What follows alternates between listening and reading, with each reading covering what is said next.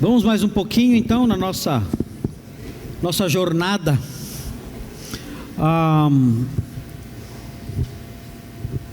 Estamos aqui nesse item, livramento da israelização e do sistema levítico. Eu falei da circuncisão, no modelo aliancista, a circuncisão é o batismo infantil. E o sábado? O sábado é lei moral, porque está nos 10 mandamentos. Como então fica a igreja que só se livrou, segundo o aliancista, da visão da lei cerimonial? O sábado é lei moral. Então, o que é dito pelo aliancismo? O domingo é o sábado cristão.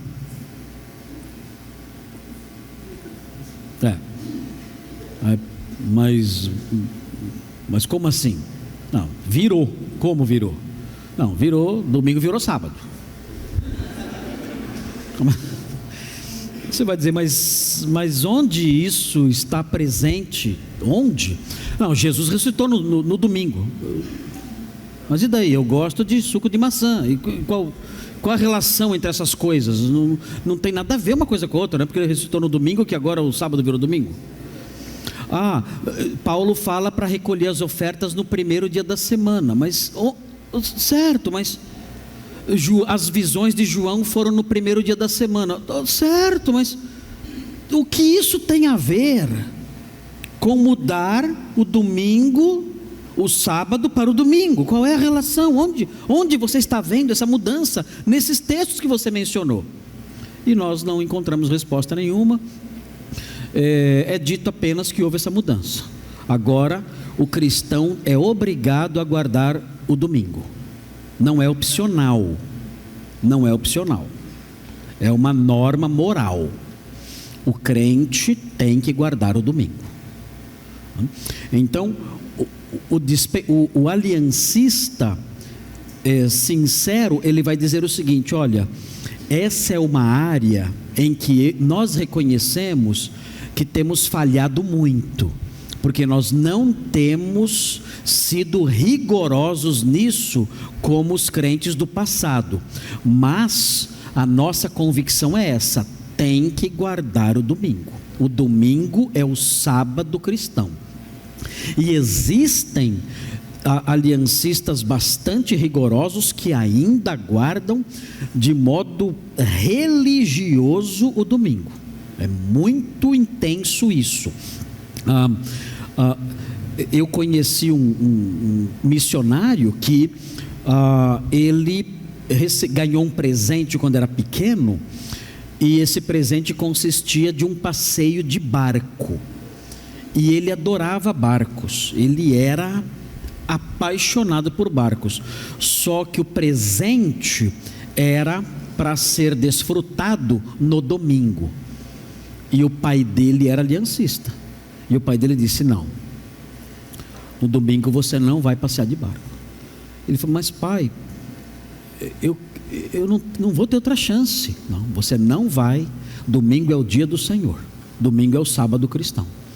E ele chorou ali. Ele dizia: pai, por favor, não.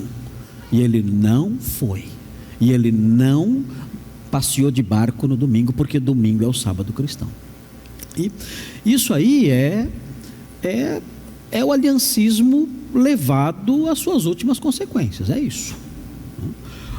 No dispensacionalismo, nós não temos nenhum dia sagrado. Aliás, no dispensacionalismo, todos os dias são sagrados. Todos. Para nós não há essa distinção entre dia e dia. O apóstolo Paulo fala o seguinte: um faz distinção entre dia e dia, para outro todos os dias são iguais. Cada um faça isso voluntariamente, de acordo com a sua consciência. É assim que ele faz, é assim que ele ensina. Nós não temos a obrigação de guardar dia nenhum. Inclusive, quando Paulo escreve aos Colossenses e aos Gálatas, ele condena os que guardavam o sábado por razões soteriológicas. Ele só dá liberdade para você guardar ou não, se você quiser, como uma questão de consciência, quando a questão é costume, em Romanos 14. Mas em Gálatas e Colossenses a questão era salvação. Então ele fala: vocês estão guardando o sábado? Isso é errado. Em Romanos 14 ele fala: é opcional, porque não era questão de salvação, era questão de hábito. E ele deixa o hábito de acordo com a consciência de cada um. Mas em nenhum lugar o Novo Testamento exige a guarda de dias. Nenhum lugar. Mas no aliancismo é obrigatório guardar o domingo, e eles inclusive reconhecem que tem falhado nisso. Mas o aliancista radical mesmo tem que guardar o domingo. É o sábado cristão. É nisso que o adventista pisoteia, né? Que ele fala: não, de onde você tirou essa ideia? Nós guardamos o sábado mesmo. De onde você tirou a ideia que o sábado virou domingo? E aí começam então os ataques com razão. Bem, outro fator próprio do sistema levítico é a imposição do dízimo. Não é errado dar dízimo, não é errado dar dízimo, mas é o dízimo como imposição legal. Como imposição legal é errado. Nós estamos livres da lei. Então é importante notar alguns aspectos aqui. Alguns irmãos podem pensar assim: bem, então se estamos livres da lei, por que nós não pegamos então a lei e removemos das Escrituras e ficamos só com o Novo Testamento? Por que nós não pegamos o Antigo Testamento, que tem a lei, e tiramos e só obedecemos e vivemos e estudamos e aprendemos o Novo Testamento? Por que não fazemos assim? Já passou tudo, é uma revelação obsoleta.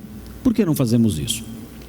Nós não fazemos isso porque a palavra de Deus, ela é santa, ela é útil para o ensino, para a correção e tudo mais. E também porque nós fazemos uma distinção entre o princípio e o preceito. Isso é muito importante saber. A diferença entre princípio e preceito.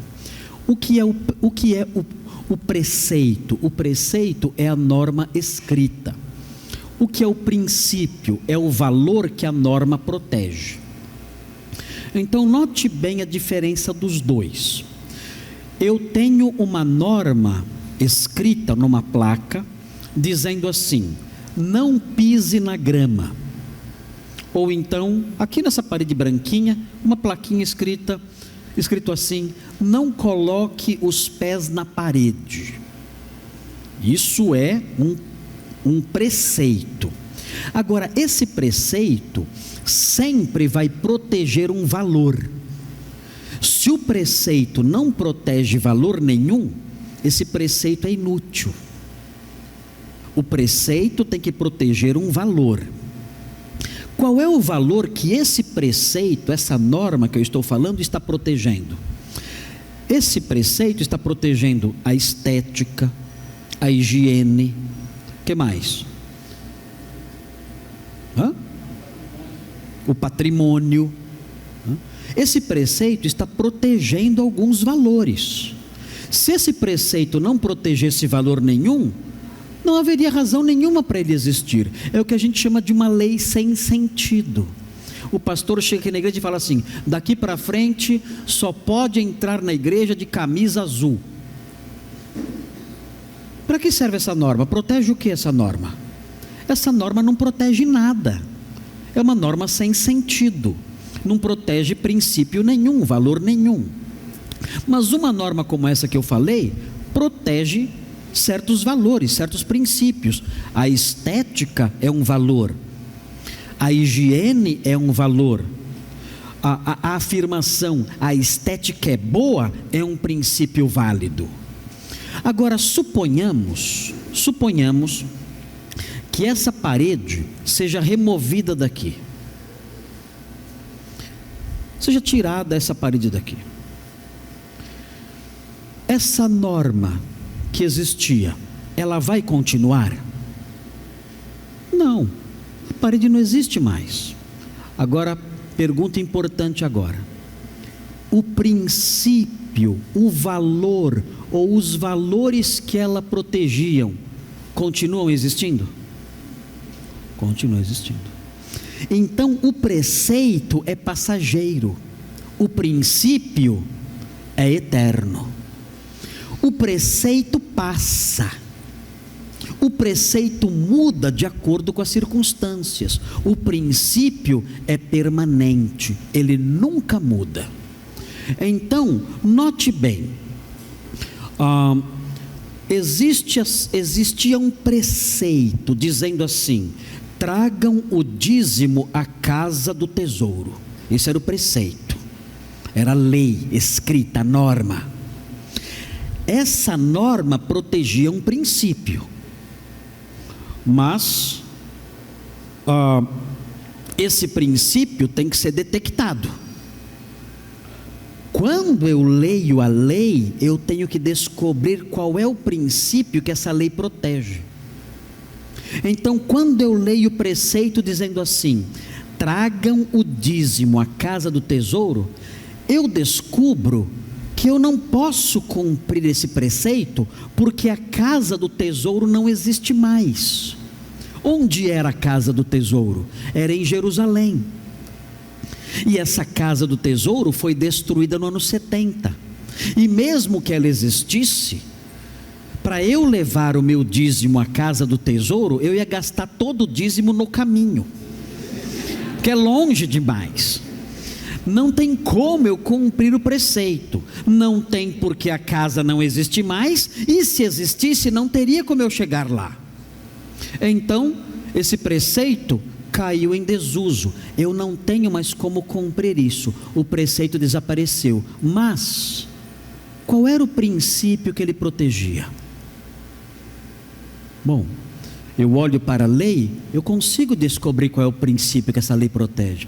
Essa lei protege o seguinte princípio: use os seus bens, use uma parte dos seus bens para o sustento da obra de Deus neste mundo.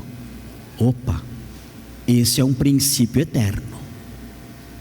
Use um pouquinho dos seus bens para o sustento da causa de Deus nesta terra. Honre a Deus com os seus bens, usando um pouco dele para que a causa dele se expanda neste mundo. Esse princípio é um princípio eterno. Esse princípio eu vou preservar. Então, por que eu não jogo o Antigo Testamento fora? Porque eu estou livre dos preceitos, mas eu tenho que preservar os princípios. Então eu vou chegar na minha igreja e eu vou dar a minha oferta. Tem que calcular. Será que eu calculo 10% do bruto ou do líquido? Sai da minha frente. Sai da minha frente. Eu tenho que entregar durante o culto, porque é na casa do tesouro. É aqui, ó. Eu não posso depositar no Itaú. Tem que ser. Gente, barbaridade. Amadureça. Pela mãe do guarda, como falam lá em São Paulo. O que é isso?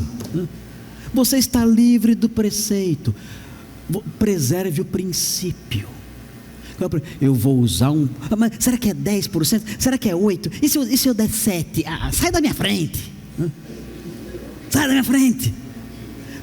Observe o princípio. Senhor, eu aprendi na lei do Senhor que é um princípio precioso. E esse princípio envolve usar um pouquinho do que o Senhor me deu para a sua causa.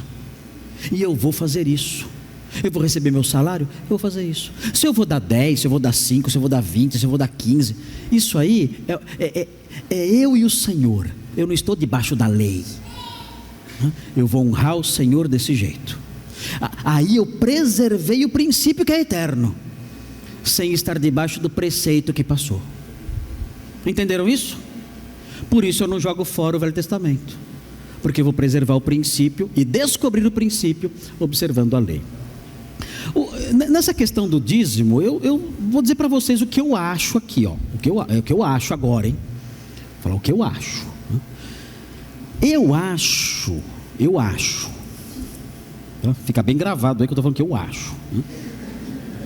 Não é lei, não é palavra de, não estou tendo revelação aqui não, né? O que eu acho, vocês podem concordar, discordar, mas eu não concordo não, tá? Sem problema nenhum, fala o que eu acho, né? Eu acho que 10%, eu penso assim, ó, quando Deus falou de quantia, Ele falou 10%, então eu acho que 10%, acho que Deus, Ele sabia o que estava falando, Ele é Deus. Então eu uso esse padrão, porque eu escolhi usar esse padrão. Poderia dar 12, 9, 7, não sei, mas quando Deus falou de quantia, Ele falou 10%. Então eu resolvi adotar esse padrão, porque eu creio que Deus, na sua sabedoria, colocou um padrão viável. Então por isso eu sigo esse padrão, mas não pela lei. O que interessa para nós é o princípio e não o preceito. Outra coisa, templos. No aliancismo existem templos, é o lugar sagrado. Nós somos Israel. Israel tem templos. Então esses templos são consagrados. Existem cultos de consagração de templo. E às vezes a coisa caminha para outras direções. Consagração de objetos. Teve um moço que, quando foi ser batizado, queria ser batizado com o violão dele. Para que vai estragar o violão? O violão vai apodrecer, eu sei, porque o meu violão já caiu uma vez na água, né? E estragou tudo, foi para o lixo. Não, mas eu quero consagrar o violão. Mas não existe consagração de violão, de objetos. Não, mas é o templo, é a consagração dos objetos. Eu fui batizado com o violão, pegou o violão e jogou no lixo. Tá bom. Ainda bem que não era pianista, eu não sei como iam fazer, né? Pelo menos ainda bem que era violonista e não pianista. Então, bobagens. Houve uma igreja no interior de São Paulo que quis consagrar a bancada, os bancos da igreja, que os bancos chegaram no templo, então foram consagrar a bancada. E aí então fizeram culto, todo mundo de pé, porque só podia sentar quando tivesse acabado a consagração. E dá-lhe hino, e louvor, e consagra, e pregação, e tal. E o pessoal lá de pé, as velhinhas lá, né? Umas já profanaram o banco, já foi o diácono lá, levanta daí, está amarrado, levanta, porque não pode, fica de pé, não consagrou ainda. E a mulher lá, consagra logo esse banco, e nada de... Irmãos, o meio evangélico é cheio de bobagens, por causa dessas coisas. E consagraram só no final, pode sentar, mas agora estou indo embora, está tocando... Por que não consagrou no começo, né? Não, consagrou no final. Aí o pessoal sentou um pouquinho e foi tudo embora. Eu não vou tocar mais aqui, né? Esse banco aí, tanta demora para isso, né? Então são tolices, bobagens, coisas que não tem sentido. Normas dentro da igreja. Você pode conversar lá, aqui não pode, porque aqui é consagrado. Então quando acabar o culto, não converse, corra lá para fora e converse lá, porque aqui dentro não pode conversar, é consagrado esse lugar. Eu pergunto, como fazem as faxineiras durante a semana? Elas limpam o salão sem falar? Será? Eu já vi faxineira limpando a igreja. Falam muito no templo consagrado. Celular. Outro dia eu subi num púlpito. Eu estava numa igreja em Vitória do Espírito Santo. Eu quis conhecer uma igreja muito linda, muito rica. E eu entrei naquela igreja e eu querendo ter uma visão melhor, eu subi no púlpito. E eu fiquei lá no púlpito olhando assim. Meus irmãos, o zelador veio, mas ele veio numa corrida assim, ó. Sai! Eu saí correndo, eu falei, explodiu o batistério, né? Tá vindo. Só pode ser isso, porque eu saí, o que foi? Ele falou assim, o púlpito é consagrado, só pastor pode pisar aí. Eu falei, rapaz, eu já profanei tudo. Que bobagem imensa. Como é que faz? A faxineira não limpa o púlpito? O pedreiro, quando foi colocar os pisos lá, não subiu lá? Quando tem que dar manutenção no púlpito, não pode subir, tem que ser só pastor para fazer a manutenção? É o pastor que passa pano no púlpito ali? Bobagens, bobagens e bobagens, decorrentes de uma visão que não se sustenta, que não tem fundamento nenhum, são tolices imensas.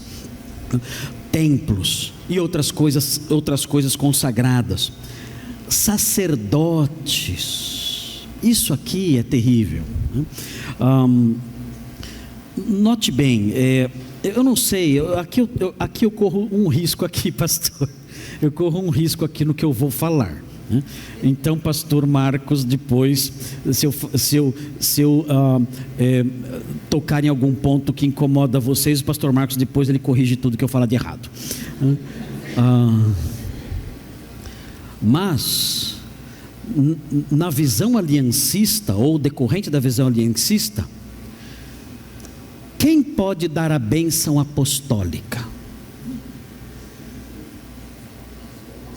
Quem? Só o pastor.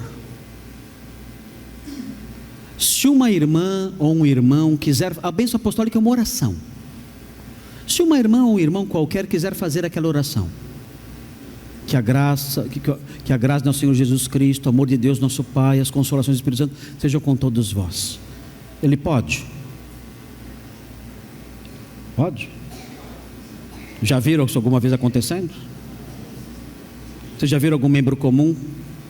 Você não fala nem orar, fala impetrar, que a coisa é poderenta. É impetrar a bênção apostólica. E ainda faz assim, porque ele tem autoridade. O membro comum não tem essa autoridade de fazer assim. Tem alguns que ainda faz assim, que aí tem uns que faz assim ainda, né? Sim, uma lavada geral, né? Tem isso aí. Agora é curioso, eu assisti vários cultos de ordenação em que o jovem ali ele é consagrado pela imposição de mãos. Isso está no Novo Testamento, tem que fazer a imposição de mãos. Aí o dirigente diz assim: agora que ele é pastor, ele vai impetrar a bênção apostólica pela primeira vez. Agora ele está autorizado a fazer isso. Aí ele vai lá e impetra a bênção. Sabe o que é isso? Quem inventou isso aí? Vocês já viram isso em algum lugar? No Novo Testamento tem lá? A Bíblia ensina isso em algum lugar? Tem algum versículo bíblico falando isso? Não tem. Invenção, bobagem. Bobagem. Quem falou que eu posso dar a bênção porque eu sou pastor e vocês não podem? Quem falou que eu posso fazer uma oração que só eu posso e vocês não? Quem disse que essa oração é nossa, minha e do pastor Marcos Perim e de outros pastores que estão aqui, e vocês não podem fazer essa oração pela igreja? Quem disse que uma criança de 12 anos, se for crente, não pode fazer essa oração e eu posso? Quem falou? Quem disse isso? De onde isso veio? De onde isso saiu? Quem inventou essa história? Isso é catolicismo. Isso é sacerdotalismo. Existem atos cerimoniais que só uma elite, uma casta sacerdotal pode realizar, e o restante do povo não pode. Isso aí é aliancismo. Eu tinha uma congregação nos Estados Unidos, na nossa igreja tinha uma congregação nos Estados Unidos, e um pastor presbiteriano, querendo ser muito educado conosco, ele disse assim: olha, se algum dia vocês quiserem celebrar a ceia e não tiver ninguém lá, vocês podem me chamar que eu vou. Mas espera aí, por que precisamos de você para celebrar a ceia? Porque eu sou pastor. Sim, mas e daí? Só o pastor pode dar a ceia? Onde está na Bíblia que só o pastor pode dar a ceia? Onde está isso? Onde está na Bíblia que só o pastor pode batizar? Onde está? Onde está isso? São costumes. Mas suponhamos que um dia o pastor da igreja não possa vir aqui para dar a ceia, e ele diga assim para os irmãos: irmãos, eu estou debilitado, estou com a saúde debilitada, por favor, escolham um irmão entre vocês, que ministre a ceia a vocês hoje, porque eu não poderei estar presente. A igreja reunida, por favor, reúna-se aí a igreja, conversem aí e escolham um irmão em Cristo, que possa realizar a ceia hoje aí em meu lugar. Seria isso errado? Não. Absolutamente. Quem é mais sacerdote? O pastor Marcos Granconato ou um membro qualquer aqui da igreja? A Bíblia fala: vós sois sacerdócio real. Quem? Eu só? Pastores só? Não, a igreja como um todo. É claro que não pode haver bagunça. É claro que vamos fazer a ceia toda hora agora, cada um faz o que quer. Não, isso não, tem que haver ordem, claro.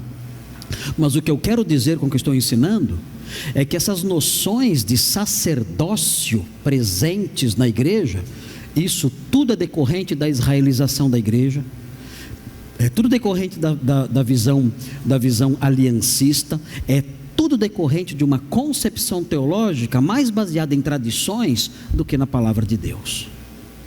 O dispensacionalismo nos livra de tudo isso. Já aconteceu na minha igreja de eu não poder ir celebrar a ceia, e a igreja se reuniu, escolheu um irmão, um jovem, e aquele jovem então ministrou a ceia ali naquele dia, e nós dormimos muito bem à noite, sem problema de consciência nenhum. O Senhor usou aquele jovem e ele ministrou ali no meu lugar. Muito bem, sobrevivemos? Pastor Marcos, tranquilo? Não está de mal? Amém. Eu corro cada risco por aí, vocês não têm noção. Às vezes eu desço do púlpito e tem uma comissão me esperando.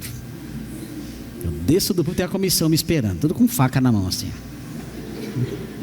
Me pegar. Não é o caso aqui, graças a Deus. Muito bem. Já falei para vocês sobre o livramento da teologia da prosperidade, né? Lembra que eu falei de Deuteronômio 28? Falei no primeiro dia, ontem, a primeira história que eu contei lá, falei para vocês, né? Não vou falar de novo porque não dá tempo. Muito bem. Vamos ver aqui então rapidinho a contraproposta aliancista, bem depressa, porque eu não sei até que horas vai o culto, até as 9h30, né? 9h30, ok. Vamos prosseguir, estão cansados? Não? Podemos seguir em frente? Vocês sobrevivem a mais meia hora de Granconato na cabeça? É difícil, hein? Na minha igreja eu prego 1h20, 1h30, vai embora. O pessoal lá finge que gosta. Eles fingem muito bem. Olha a contraproposta ali, só para a gente ter uma noção mais clara aí do que é, ok? Estamos falando aqui, né, sem talvez conhecer exatamente por que o aliancismo é assim. Olha aí uma definição de aliancismo. O que é aliancismo? Tem aí, ó. O aliancismo é um modelo teológico que propõe que Deus se relaciona com o homem por meio de pactos sucessivos que formam uma unidade progressiva. Então, existe uma conexão ao longo da história bíblica de diversos pactos, e nenhum deles acaba, todos eles estão vigorando. É por isso que a lei está em vigor, incluindo aí o sábado, a circuncisão. A época lá dos patriarcas ainda está em vigor, com as exigências todas de circuncisão, ainda está em vigor. Por quê? São diversos pactos sucessivos que permanecem ao longo da história, um se ligando ao outro e se mantendo. No dispensacionalismo não é assim. No dispensacionalismo as coisas acabam. Olha, tem aqui a época da lei. Essa época acabou, passou. Agora estamos numa outra época. Olha, tem aqui a época da inocência. Essa época, depois que o fruto lá foi comido por Adão e Eva, essa época acabou. Não tem mais essa época, morreu essa época. E assim a coisa vai caminhando. No dispensacionalismo nós temos o começo, o meio e o fim. Terminou essa dispensação. Não estamos mais debaixo dessa dispensação. Essa dispensação, a dispensação nova pode até pegar algumas coisas da dispensação anterior, mas a dispensação anterior acabou. Quando nós chegarmos, quando acontecer o milênio, a dispensação da graça acabou. é uma outra dispensação, é um milênio, e o milênio vai acabar também, termina. No aliancismo não termina, a coisa continua, e vai embora, e vai embora, e vai embora. A igreja começou lá com Abel, ou lá com Adão, e ela vem vindo, e tudo que está lá é para nós hoje, de um jeito ou de outro. O que não se encaixar na nossa experiência, você interpreta de modo alegórico, e vamos embora, é assim, ok. Aí, traços distintivos, olha só como funciona. Por que chama aliancismo? Por causa da ênfase nos pactos, em certos pactos. A Bíblia fala de vários pactos, a Bíblia fala de diversos pactos, mas existem pactos no aliancismo que não existem, e eles falam que existe. Por exemplo, olha aqui, isso aqui é central no aliancismo, a aceitação do pacto das obras, pré-queda. O que é o pacto das obras? Eles dizem o seguinte: Deus fez um pacto com Abraão, Deus fez um pacto com Adão. Que pacto é esse? O pacto é o seguinte: olha, vamos fazer um acordo aqui, eu e você. Se você comer esse fruto, você morre. Se você não comer, você vive eternamente. Você aceita o pacto? Aceito. Tá, então estamos num acordo aí, nós dois aí, tá? A sua parte é essa, é não comer. A minha parte é tratar você de acordo aí com o que você fizer. Esse é o pacto das obras. Pergunta: isso existiu? Existe isso na Bíblia? Pacto das obras, isso existe? Deus fez um pacto com Adão? Foi pacto ou foi ordem? Quando eu chego para minha filha e falo assim, 10 horas em casa, isso é pacto? Pai, eu vou pensar no meu lado. O que foi que você falou? Foi o que você disse? Eu acho que eu vou chegar às 3 da manhã. Qual é a minha resposta? Meguenoito. Lembram de ontem? De jeito nenhum. Não é acordo isso. Isso não é uma aliança, isso não é um pacto. É um comando, é uma ordem. Você não deve comer desse fruto. Se você comer, você morre. Não tem acordo aqui. O que tem um aviso. Tem uma ordem e um aviso: você não deve comer. Se você comer, você morre. É simples assim. Não é acordo, não é pacto, não é nada. Mas o aliancismo diz que isso foi um pacto. Não foi um pacto. Sabemos que a natureza daquela conversa não foi pactual. Desse pacto perduram ainda os elementos referentes ao pacto da criação, que está conectado com o pacto das obras. Olha o pacto da criação, qual era? Você tem que guardar o sábado, porque Deus fala na criação que Ele descansou no 7º dia. Então a ordem de guardar o sábado já está implícita lá. O casamento é parte desse pacto da criação antes da queda. Tudo isso está conectado com o pacto das obras. O casamento, você tem a sua parte no pacto, é se casar. Ali Ele fez Eva e tudo mais. E o trabalho, guardar ali o jardim. Tudo isso faz parte de um pacto. Agora, o que acontece? Esse pacto das obras, que tem aí conectado o pacto da criação, o pacto das obras acabou, mas elementos dele perduram. Que elementos? Os elementos ligados ao pacto da criação: o dever de guardar o sábado, o dever de se casar e o dever de trabalhar 6 dias, não 5. Ok? 6 dias, não 5. Se você trabalha de segunda a sexta, já azarou o pacto aqui. E outra coisa: casamento é obrigação. Aliás, não somente o casamento. O que ele falou? Ele falou para se casar e povoar a terra. Isso persiste ainda hoje. Mas já está povoada, não interessa, o pacto está valendo. Você tem que se casar e ter filhos. Quantos? 2? Não. Você tem que ter um monte de filhos. Ser aliancista no Brasil é caro. Ser aliancista no Brasil não é jogo. Fica esperto. É bom ficar dispensacionalista mesmo, que é bem mais barato. Para ser aliancista, você tem que povoar. Se casar é obrigação. Você tem que encher a terra. Não é só se casar, é encher a terra também. É por isso que você vê, é curioso, você vê, especialmente em igrejas aliancistas americanas, encosta o pai de família com uma van no estacionamento da igreja e descem 17 crianças lá de dentro. Meu Deus, quantos filhos esse homem tem? Aquele monte de criança. Qual é a ideia? Eu tenho que obedecer a ordem de encher a terra. Isso não é opcional, isso é um dever. Casar é obrigação. O Palmer Robertson, que é um dos papas aí do aliancismo, o livro dele, O Cristo dos Pactos, é livro de cabeceira dos aliancistas.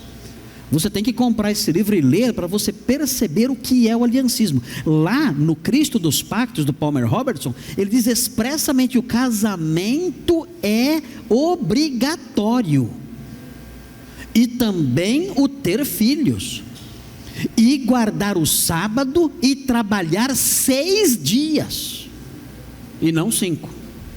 Isso é aliancismo. É isso aí. O que aconteceu lá naquele pacto perdura até hoje. Agora pergunta: não tem guardar sábado nenhum, a Bíblia até proíbe guardar sábado. Casamento é obrigatório no Novo Testamento? O que Paulo ensina em 1 Coríntios 7?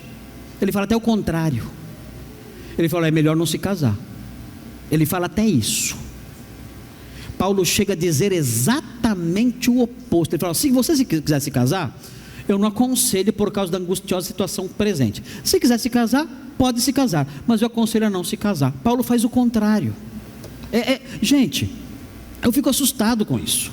Eu fico assustado porque o texto bíblico é tão claro, é tão óbvio, e no entanto essas coisas são ensinadas por teólogos de renome internacional. E você diz, meu Deus, basta saber ler para ver que isso está errado. E no entanto isso é ensinado, isso é proclamado por aí como se fosse norma aplicável a todos os crentes. Pacto das obras, isso não existe. Isso não existe.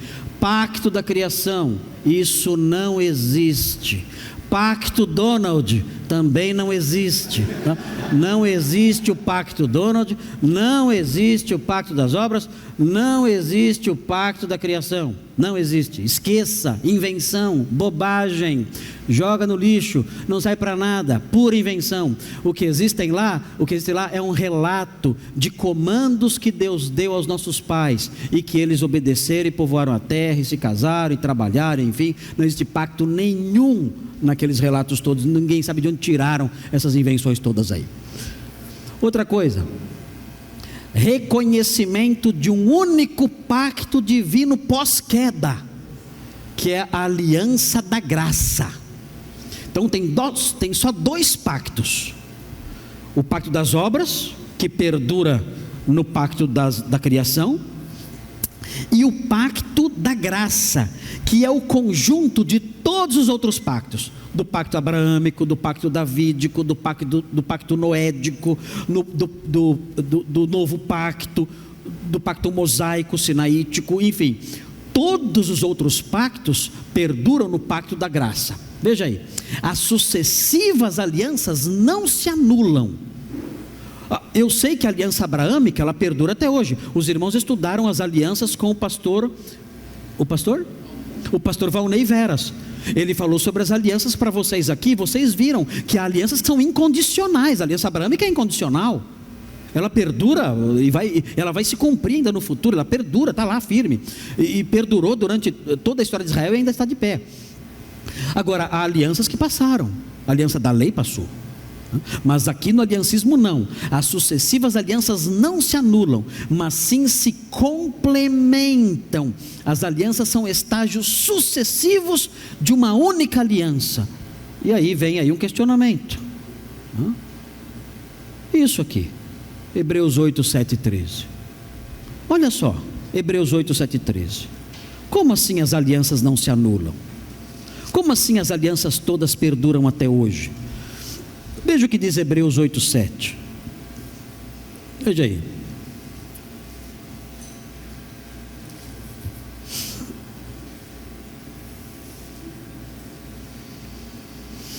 Olha só, diz assim: pois se aquela primeira aliança não tivesse defeito, nunca se teria buscado lugar para a segunda.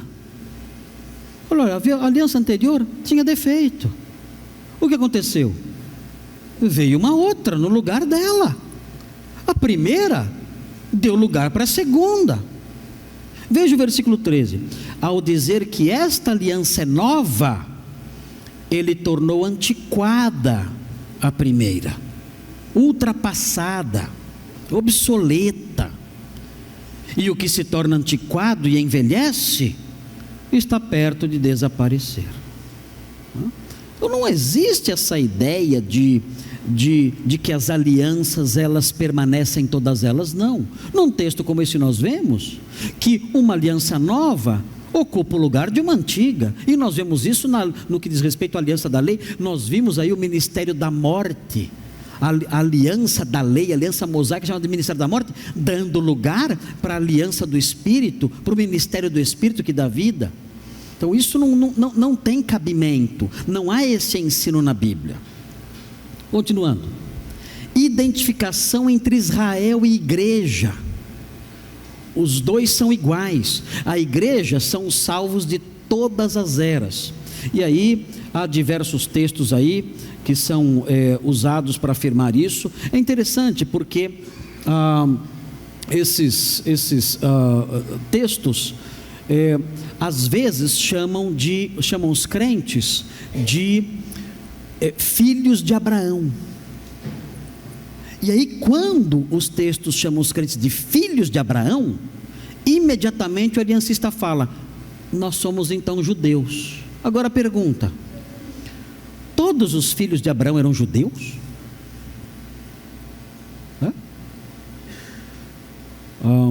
Se fossem filhos de Jacó, aí sim, filhos de Jacó todos são judeus. Agora, filhos de Abraão são todos judeus? Não. Esaú é filho de Abraão, ele não é judeu. Os descendentes de Esaú são filhos de Abraão e não são judeus. Quando o texto fala que nós somos filhos de Abraão, está criando uma conexão entre nós e Abraão por causa da fé. Nós somos pessoas de fé, como Abraão foi um homem de fé. Não está dizendo que nós somos judeus. Um texto muito usado pelos aliancistas é esse texto aqui de Gálatas 6,16. Olha só, Gálatas 6,16. Veja o que diz aí. Gálatas 6,16.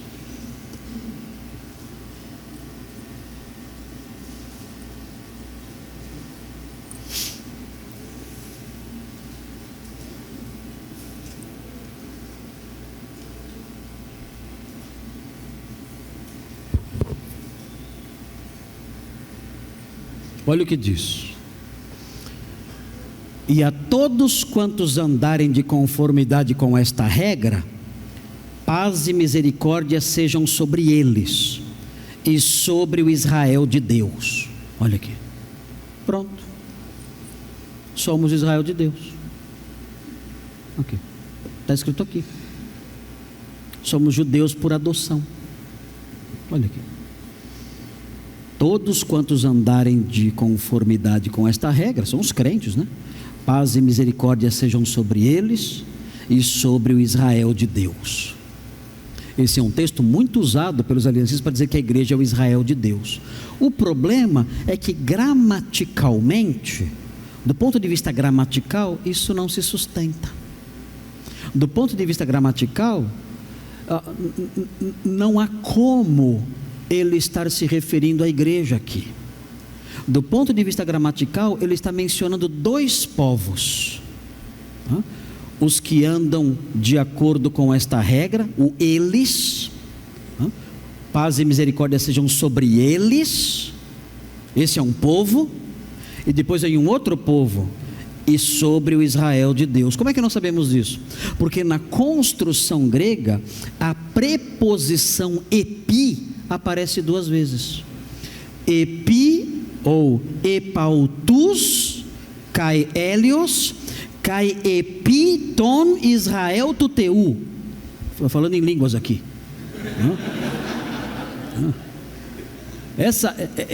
Essa frase grega mostra 2 preposições, a preposição epi sendo repetida 2 vezes, junto com um kai, que significa e entre elas. Isso mostra que o apóstolo Paulo está falando sobre 2 povos. Ele está falando sobre a igreja, olha, paz e misericórdia seja sobre a igreja, mas ele também tinha condenado muito certos aspectos, certas práticas judaizantes no livro de Gálatas, e isso poderia dar a entender que ele era anti-judeu, isso poderia dar a entender que ele era anti-Israel. Então, para quebrar qualquer acusação, qualquer suspeita de que ele era anti-Israel, ele fala: olha, eu oro para que Deus dê paz a vocês e dê paz a Israel, aos 2 povos, a vocês, igreja de Deus, e a Israel, o povo eleito de Deus. Ele não está dizendo que Israel é a igreja, mas sim se referindo a 2 povos distintos, o eles, a igreja, e o Israel de Deus, o outro povo. E a gramática do texto deixa isso claro. Nós não somos Israel, não somos Israel, e por isso, por não sermos Israel, nós não temos que nos sujeitar àquelas coisas todas que eu mencionei há pouco. Outra coisa, já falamos aqui, adoção da visão amilenista do reino. Agora note bem, há aliancistas que são pré-milenistas históricos. O amilenismo, essa partícula A, esse aqui é o alfa privativo, é um A privativo, significa que ele não crê no milênio. Não é uma palavra boa, porque os amilenistas creem no milênio, mas dizem que o milênio é agora, como eu disse para vocês. Quando eu passo com a milenista, que eu conheço a milenistas, sou amigo dos amigos, são meus irmãos na fé. Quando eu passo, eu gosto de passar com eles na Cracolândia, em São Paulo. Então, quando eu passo com a milenista na Cracolândia, eu falo: olha como é lindo o milênio. Olha o povo, que maravilha o milênio de Deus, Cristo reinando sobre todos. Que milênio lindo é o seu. Seu milênio é maravilhoso. Seu milênio é maravilhoso. É o sonho de todos os profetas do Antigo Testamento. É esse milênio aqui. Olha que lindo a Cracolândia aqui. E nós felizes no milênio. Na verdade, essa crença amilenista, né, ela surgiu mais para o século IV. Ela foi mais popularizada por Agostinho de Hipona, mas existem elementos dela em Eusébio de Cesareia. Você percebe na teologia oficial de Eusébio de Cesareia, você percebe a visão de que o reino de Deus já tinha sido inaugurado com a conversão do imperador Constantino. O reino de Cristo já chegou. Constantino é a prova disso. O reino chegou, o reino já está aqui. Constantino é a prova disso. Então começa essa visão que tomou o lugar do quiliasmo, do milenarismo que existia até então. Então o amilenismo ele surge a partir dessa época, quarto para quinto século. Antes disso, o que predominava era o quiliasmo, a crença num milênio. Só que o que existia na época não era, antes do século IV, não era o pré-milenismo dispensacionalista, era o pré-milenismo histórico. Qual é a diferença? O que é pré-milenismo histórico? É o pré-milenismo que crê que a igreja passa pela tribulação. É o pré-milenismo pós-tribulacionista. Esse é o pré-milenismo dos pais da igreja, dos cristãos antigos. Eles criam assim: haverá um milênio, mas a igreja vai passar pela tribulação para depois entrar no milênio. Então, por exemplo, Pápias de Herápolis, que é um escritor do século II, que deixou alguns fragmentos de suas obras. Ele registrou, inclusive, o que diziam que Jesus tinha falado para João e os demais apóstolos. E Jesus tinha dito, e Pápias registra isso, supostamente Jesus falou, isso aqui não tem autoridade canônica, né? Mas supostamente Jesus falou que no milênio as uvas seriam tão grandes, cachos de uvas seriam tão grandes que seria impossível um homem carregar. Tamanho, a grandeza dos cachos de uva. E ele falava disso descrevendo as riquezas do milênio. E o único que duvidava era Judas Iscariotes. Então note que Judas era milenista. Muito bem.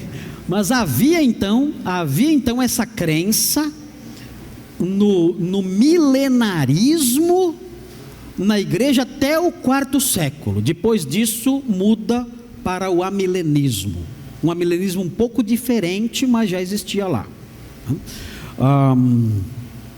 Há aliancistas que são pré-milenistas históricos, ou seja, crentes ainda hoje, aliancistas que creem que a igreja... que creem que haverá um milênio literal, mas a igreja vai passar pela tribulação. Aplicação do sentido figurado às profecias acerca do reino, que eu já repeti isso várias vezes aqui. Atribuição de sentido espiritual às promessas materiais da lei quando ligadas à igreja hoje, que é o que eu disse sobre o caso de Deuteronômio 28. Aquilo lá se aplica à igreja, mas de modo espiritual e figurado. Eu disse isso na primeira palestra.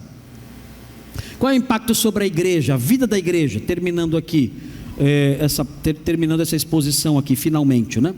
Bom, primeiro, batismo infantil, que eu mencionei para vocês. Salvação com impacto especial sobre a família. Por quê? Por que salvação com impacto especial sobre a família? Porque era assim no Antigo Testamento. Deus salvou Noé? Salvou. Quem mais? A família. Então Palmer Robertson, na sua obra O Cristo dos Pactos, ele enfatiza isso. Deus salvou Noé e salvou sua família. É claro que o homem de fé lá era Noé, mas ele salvou sua família. E com isso ele mostra o seu propósito de salvar famílias. Por que Palmer Robertson fala isso? Já preparando o esquema para o batismo infantil. Por quê? Porque os filhos dos crentes são o quê? São filhos do pacto. A criança batizada ali na igreja, que passa pela circuncisão cristã, batismo infantil, ela é uma filha do pacto, ela já é parte da igreja. Ela é parte da igreja. E um grande debate que existe entre os aliancistas é se o bebezinho pode tomar ceia. E faz sentido o debate, não faz? Claro que faz sentido. Peraí, ela pode ser batizada e não pode tomar ceia? Por que não? Por que não pode tomar ceia? Se ela pode ser batizada. E alguns dizem não, ela pode tomar ceia. E insistem que criancinha de 1 aninho, 2 aninhos, até menos, tomem a ceia. E outros dizem não, a ceia tem que ter discernimento. Mas para batismo não tem que ter discernimento? Não, para batismo não tem, porque é circuncisão. E para ser circuncidado pode ser bebê. Já a ceia é outra história. O bebezinho não comia Páscoa. Ele era circuncidado, mas não comia Páscoa. É porque não ia aguentar comer a Páscoa. Então existe essa discussão toda aí, mas é uma discussão que faz sentido. Notem o tipo de discussão que acontece nesse contexto, por causa dessa visão aí, preparando ou enfatizando esse aspecto da salvação sobre a família. a guarda do sábado cristão, que eu mencionei, que é o domingo, o sacerdotalismo e outro aspecto interessante que ocorreu, especialmente na Inglaterra, né? A igreja estatal. Israel era o quê? Era só o povo eleito? Não, Israel era também o quê? Era o Estado. Israel era um Estado. Então, a igreja tem que ser o quê? A igreja tem que ter uma força política. A igreja estatal, a ênfase nisso também é decorrente aí do aliancismo. Ok. Então, com isso aí, nós terminamos essas noções gerais sobre o dispensacionalismo. Agora, é claro, há muitas coisas, há muitos problemas, há muitas dificuldades a serem sanadas.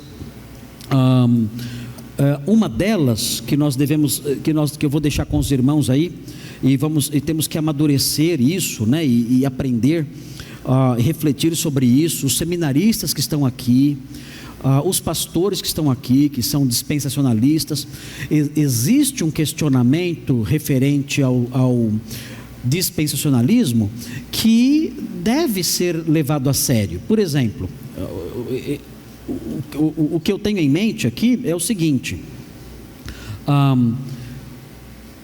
as profecias que falam sobre o milênio falam acerca de um templo no milênio. E é verdade, eu falei para vocês de Ezequiel 40 a 48, que faz a descrição de um templo que nunca existiu. Aliás, um templo que, para ser construído, tem que se mudar até a geografia da Palestina. São 9 capítulos descrevendo esse templo.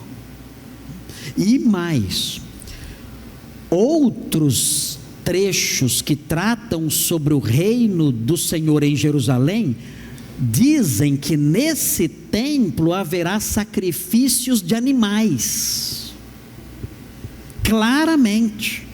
E se nós quisermos ser honestos e levar o nosso método literal às últimas consequências, temos que entender que isso vai acontecer de modo literal, animais sendo mortos.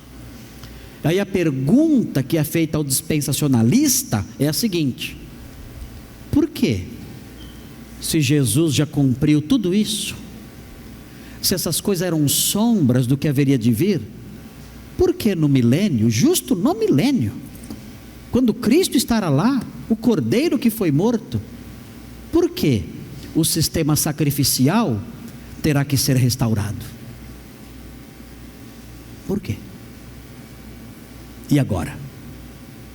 Não percam a próxima conferência daqui a um ano, em que eu não estarei, porque não quero enfrentar essa pergunta de jeito nenhum. Pastor Marcos, mas é claro que há respostas para isso, os dispensacionalistas trabalham com isso, mas é uma questão muito difícil e é um calcanhar de Aquiles aí, né, do dispensacionalismo, que deve ser respondido.